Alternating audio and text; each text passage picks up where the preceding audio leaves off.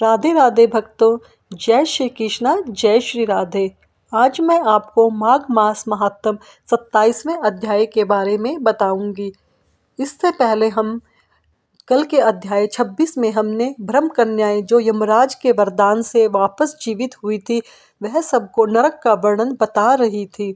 अब आगे सबसे पहले कन्याएं बताती हैं कि पापी जीवों को मार्ग में क्या क्या यातनाएं दी जाती हैं।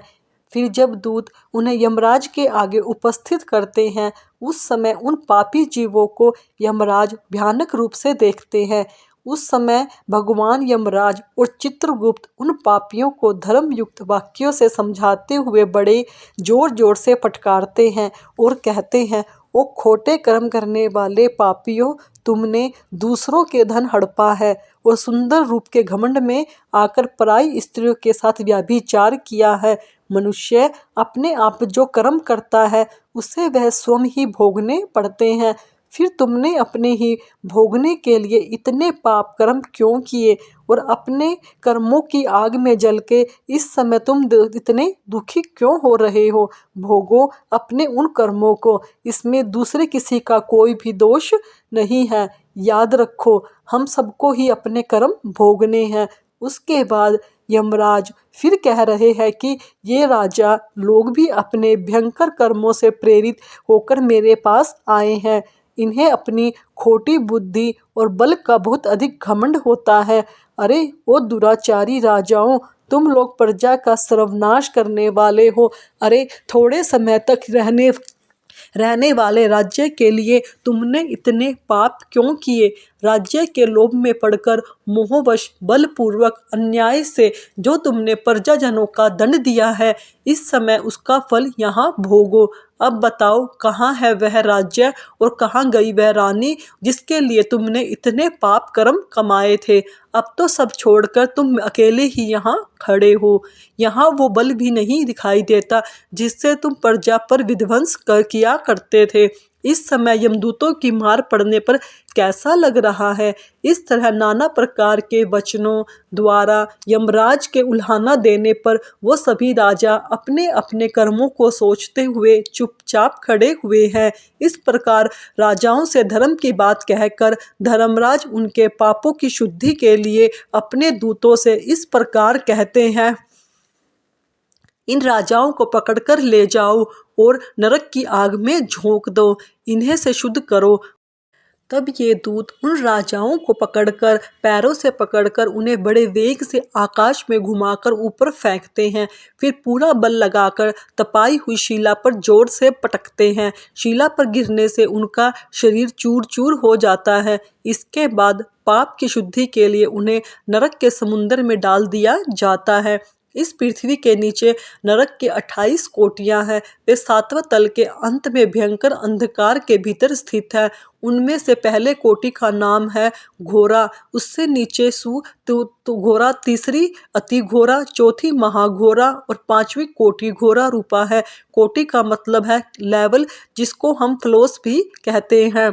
छठी का नाम है तलर ताला, सातवीं का नाम भयानक, आठवीं काल रात्रि और नौवीं का नाम भय कटा। उसके नीचे 10वीं कोटि चड्डा है, उससे भी नीचे महाचंडाल हला है। इसके बाद प्रचंड नरनायिका, कराला, विकराला और वर्जा है। 3 अन्य नरक के साथ वज्रा की 22वीं संख्या है। इनके सिवा त्रिकोण, पंच कोण, सुधि, पिंगला, सत्यभौमा, अष्टभौमादिता और माया, ये 8 और इस प्रकार नरक की कुछ 28 कोटियां बताई गई हैं। अब इन कोटियों के 5-5 नायक हैं। जैसा पहले ररव और जहां देहधारी जीव रोते हैं, दूसरा महारौरव जिसमें पीड़ा से बड़े बड़े जीव भी बिलक बिलक कर रोते हैं, तीसरा तम, चौथा शीत और पांचवा उष्ण। यह प्रथम कोटि के 5 नायक माने जाते हैं। इसी तरह अन्य कोटि के भी 5-5 नायक हैं। इस तरह कुल मिलाकर 140 नरक माने गए हैं। इन सब में पापी मनुष्य अपने अपने अपने कर्मों के अनुसार डाले जाते हैं। जब तक भांति भांति की यातना द्वारा उनके कर्मों का भोग समाप्त नहीं हो जाता, तब तक वे उसी में पड़े रहते हैं। जैसे स्वर्ण आदि धातु तब तक उसी की मैला न हो जाए तब तक आग रूपे में तपाए जाते हैं। इसी प्रकार पापी मनुष्य भी पाप खत्म होने तक नरकों की आग में शुद्ध किया जाता है। इस प्रकार कलेश सहकर जब वे शुद्ध हो जाते हैं, तब शेष कर्मों के अनुसार पुनः इस पृथ्वी पर आकर जन्म ग्रहण करते हैं। माताओं, हमने यमलोक में इतना देखा कि वहाँ पापियों की बड़ी भयानक यातनाएं दी जाती हैं। वहाँ ऐसे ऐसे नरक हैं जो ना कभी देखे गए ना कभी सुने गए। वहाँ दी जाने वाली सभी यातना को ना हम जान सकती हैं ना देख सकती हैं। इस पर माताएं बोली, बस बस इतना ही बहुत हुआ, अब और रहने दो। इस नरक यातना को सुनकर हमारे सारे अंग शिथिल हो रहे हैं, हृदय में भय सा छा रहा है। तुम्हारी बातों को याद करने से ही मन दुखी हो रहा है। कन्याओं ने कहा, माताओं, इस परम पवित्र भारतवर्ष में जो हमें जन्म मिला है वह अत्यंत दुर्लभ है। इसमें भी हजार हजार जन्म लेने के बाद पुण्य राशि के संचय होने से ही जीवन मनुष्य योनि में प्राप्त होता है। परंतु जो माघ स्नान में तत्पर रहने वाला, उनके लिए कुछ भी दुर्लभ नहीं है। उन्हें यहाँ ही परम मोक्ष मिल जाता है और भोग सामग्री भी सुलभ होती है।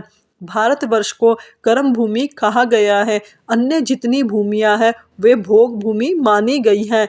यदि यहाँ तपस्या और याजक यज्ञ करते हैं तथा यही परलौकिक सुख के लिए श्रद्धापूर्वक दान दिए जाते हैं, कितने ही धन्य पुरुष यही माघ स्नान करके तपस्या करके अपने कर्मों के अनुसार ब्रह्म इंद्र देवता का पद प्राप्त करते हैं। यह भारतवर्ष सभी देशों में सर्वश्रेष्ठ माना गया है, क्योंकि यही मनुष्य धर्म तथा स्वर्ग और मोक्ष की सिद्धि कर सकते हैं। जिस जीव ने मानव जीवन पाकर भी अपनी आत्मा का कल्याण नहीं किया, वह महामूर्ख है।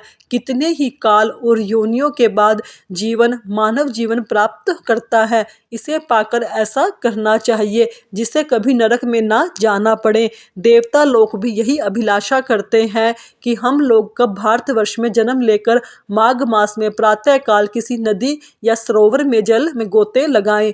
माघ मास महात्म अध्याय समाप्त। इस अध्याय में स्पष्ट रूप से बताया गया है, जो इस मानव जीवन का फायदा उठाकर पुण्य कर्म नहीं करते वह महामूर्ख है। और जो यह कथा सुन रहे हैं, माघ मास स्नान कर रहे हैं, तो वह समझ लीजिए क्या उन पर श्री कृष्ण भगवान की साक्षात कृपा है। इस कृपा को ऐसे ही बढ़ाते रहना और अधिक से अधिक शुभ कर्म करते रहना। आगे की कथा कल माघ मास महात्म अध्याय 28 में सुनेंगे। एक चीज बता दूं, वक्त बदलते देर नहीं लगती, इसलिए कभी हद से ज्यादा फूलो मत और अपने आप को कभी भूलो मत।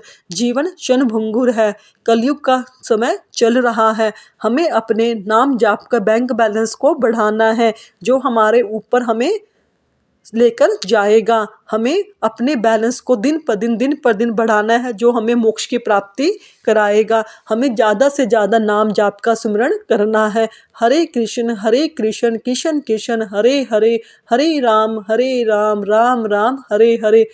भक्तों, अगर आपको मेरी वीडियो अच्छी लगी तो मेरे चैनल को सब्सक्राइब करें, वीडियो को लाइक करें, कमेंट में राधे राधे अवश्य लिखें।